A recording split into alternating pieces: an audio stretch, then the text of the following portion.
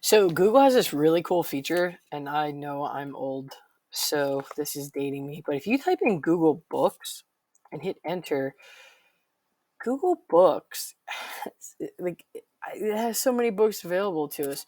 I'm going to choose this one that I read to my children the other night. You just type in the title of the book.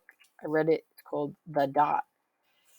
If you click on it, you can actually go through some of these books.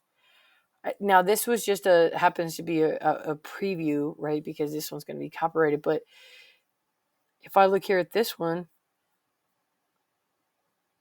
okay, I'm unavailable. So you can sometimes they'll be here. Some of them may not be through the looking glass. You can find this one will have this guy. I've already tried him out. He has table of contents you can click on. You can look for a specific passage. You can go through the entire book itself, which is amazing. That's another. You can also look for an author. Let's say I was looking for Brene Brown. I'm a big fan of her books. You can see these books, take a preview, read them.